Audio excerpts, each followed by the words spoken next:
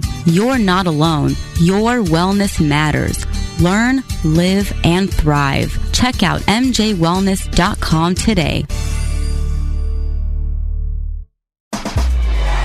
Let's check back in with Doc Rob and the Concierge for Better Living, only on CannabisRadio.com. And we're back. We were speaking with Mike Julian from MPS International, MPS Security, talking about some of the safety, security things, the services they provide within the cannabis industry, and of course outside the cannabis industry. But we're focusing on that. And I mean, it must be a little surreal seeing armored cars full of cash and product. I mean, and going down a U.S. highway with it. It's pretty crazy. Any crazy stories in regards to that, or your first experience seeing that truck full of cannabis and how that was reacted to, or how people responded? I don't. Luckily, I don't have any stories of any shootouts or anything too exciting. The good news is none of our clients, since we took over, have ever been hit, robbed or burglarized or anything like that. So that's that, and I'm knock on wood, of course, because it's bound to happen at some point.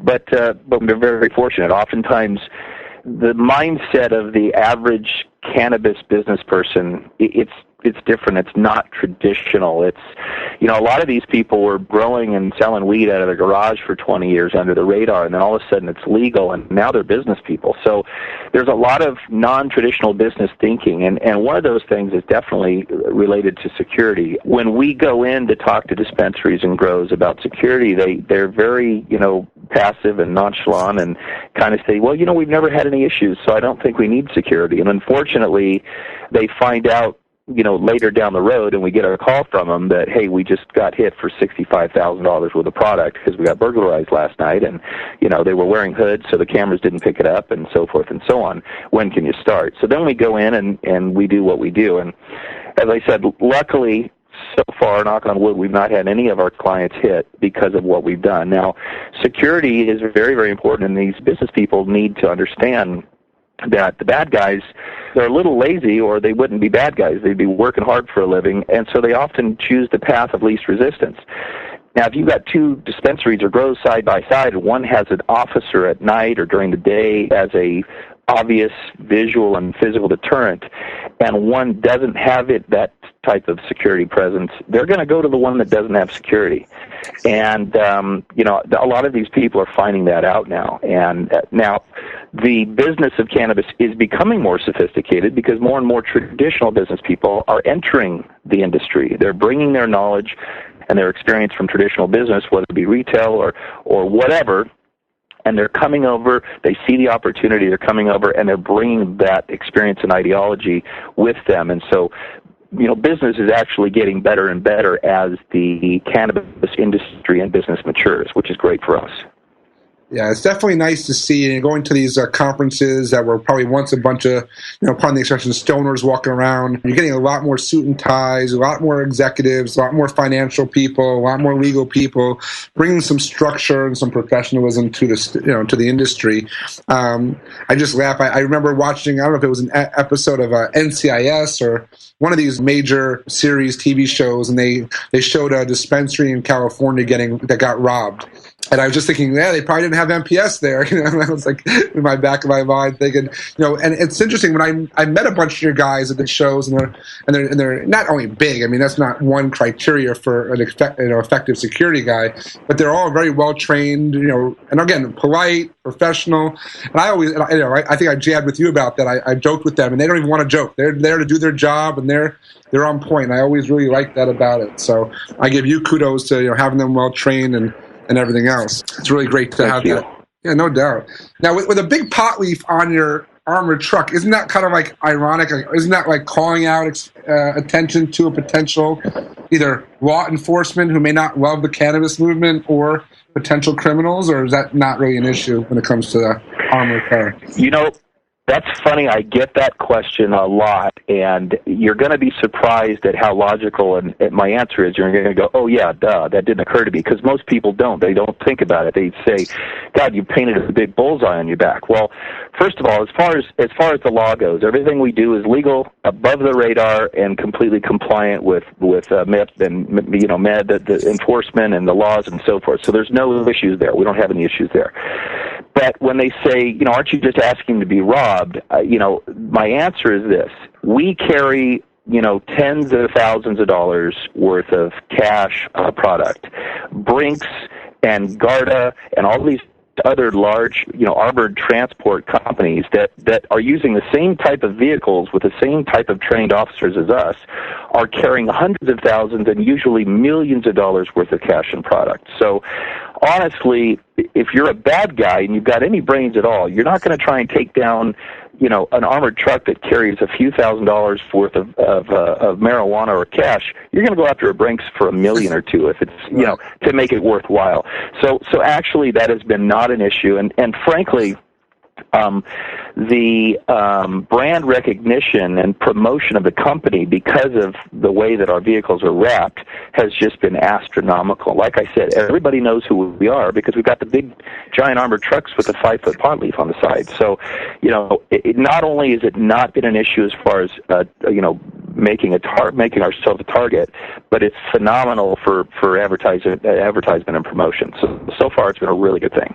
Yeah, I love branding. I think it's smart. I just always want to ask if it's caused some flags. But, when people look at that, and you're also not a startup company, I think, in this space, too, which when people start to do a little research or, like I said, find out more about your company or your background, this is not your first time. You guys just didn't have the idea to go buy a few trucks and start a new business. You've been in security for so long that, at least you're doing it right.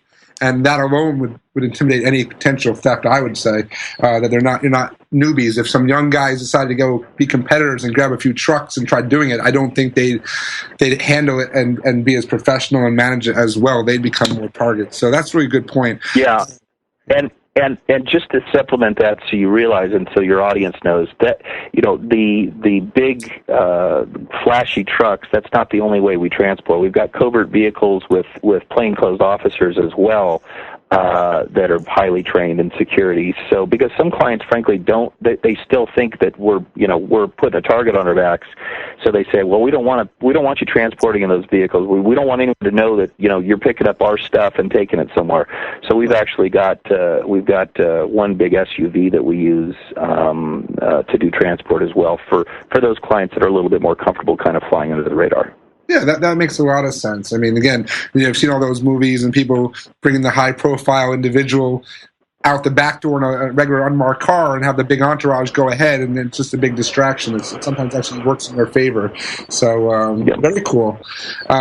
It's interesting. Now, Nevada, you mentioned Nevada getting involved there in the dispensaries, and of course, there's a lot of money and a lot of movement of cash and things around there. Was there anything unique regarding, especially around the Strip, Las Vegas or Nevada, than any other states that you've dealt with?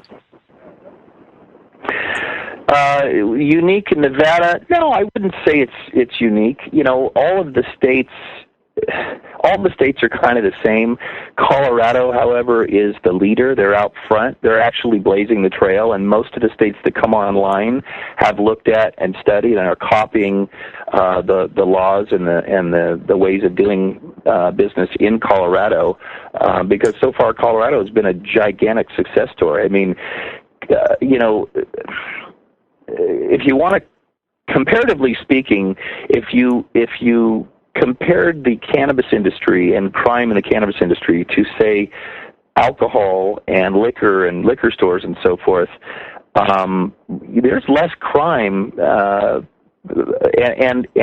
and more benefit and so much tax dollars going to the state that really the opponents of legalized cannabis are having a really hard time proving their point anymore, especially medical cannabis. They can still jump on people are going to work high or they're driving high or whatever and they don't have any medical issues. Well, that may be, but, you can go down to the grocery store and get a 6-pack or a 5th of whiskey and do the same thing. So yeah. I always get a little irritated when the hypocrisy comes out when alcohol is legal and cannabis is not in states, because I just think that's foolhardy. If alcohol is going to be legal, then cannabis should be legal for a multitude of reasons. And if you're not going to have cannabis legal, then you better make alcohol illegal. But, that's only my personal view. No, and I'm with you right on that. I looked at the revenue. I know they were talking about a bank in Colorado getting, for cannabis, and, trying to figure out the ins and outs from checking. They say, we don't need it for the vaults. We need it for the checking accounts. We want to do business like other businesses, and that's the main thing. Yeah. And again, doing no harm, and the revenue's there. And like they said, in Colorado, which is leading by example, you have, I think, a flat line or decreased in motor vehicle fatalities since the legalization. They've actually decreased crime, decreased car accidents, decreased DUIs. I mean, we've actually seen an improvement in society with the legalization of a plant, which is great. So, if you don't mind, let's cover that right when we come back after this quick break, and we'll be right back. This is Doc Rob, my guest Mike Julian from MPS International, security of the cannabis industry and beyond, and this is your concierge for better living on CannabisRadio.com. The concierge for better living will continue in a moment.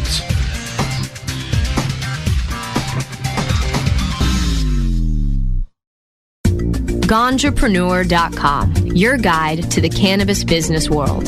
Ganjapreneur.com is a comprehensive resource for cannabis professionals and entrepreneurs. Download the Ganjapreneur app on your smartphone or tablet to catch up on cannabis industry news, scroll through our daily job listings, and learn about successful cannabis companies, executives, and investors.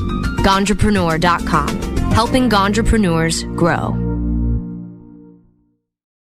Your connection to quality cannabis insurance services is spelled K-A-E-R-C-H-E-R.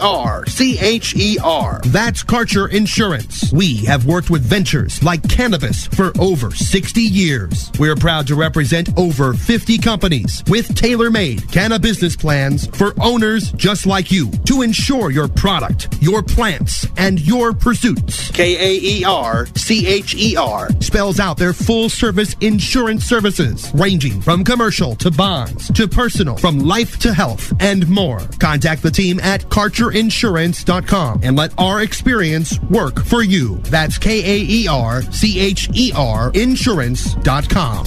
Contact Karen and the team at Karcher Insurance at 1-844-421-3560. That's 844-421-3560.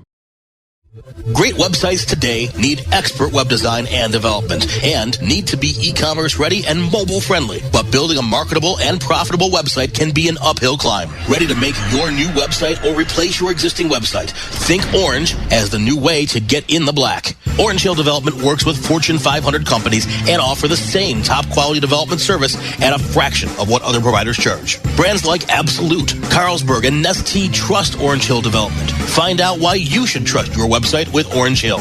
Contact Orange Hill for a consultation today at orangehilldevelopment.com. Let's check back in with Doc Rob and the concierge for better living, only on CannabisRadio.com. And we're back. And before that last break, I know, Mike, you were about to answer a question or make a statement regarding. Please continue. We just want to keep the ball rolling. This is good stuff. Well, I just wanted to cover, the fact that so the federal government still does not recognize cannabis as a legitimate legal product and the businesses as legitimate and legal businesses. So, of course, they'll still take the tax money, but they won't. But Congress won't change the banking laws to let banks bank the cannabis, the money derived from the cannabis business, which is kind of ridiculous. I mean, they're making it very difficult for these businesses by not allowing them the same federal tax breaks, but still taking the tax money, and then setting them up for the crime and the lack of safety and security because people have to haul all this money around and so forth. But you can't use credit cards and you can't use checking accounts, and it's been very, very difficult for these people. So I would say the ones that survive this part are going to really thrive later, simply because more states will come online, and someday, I'd say around maybe hopefully 2020, the feds are going to change their attitude. Obama's already taken a huge action by basically throwing up his hands and saying, well, we'll legalize it, but we're just not going to enforce it. So that's kind of like saying it's okay. Hopefully the next president will change some things, and Congress will change the banking laws. But FDIC insured banks simply cannot bank cannabis money right now. Yeah, and then I also was reading about that there are some lawyers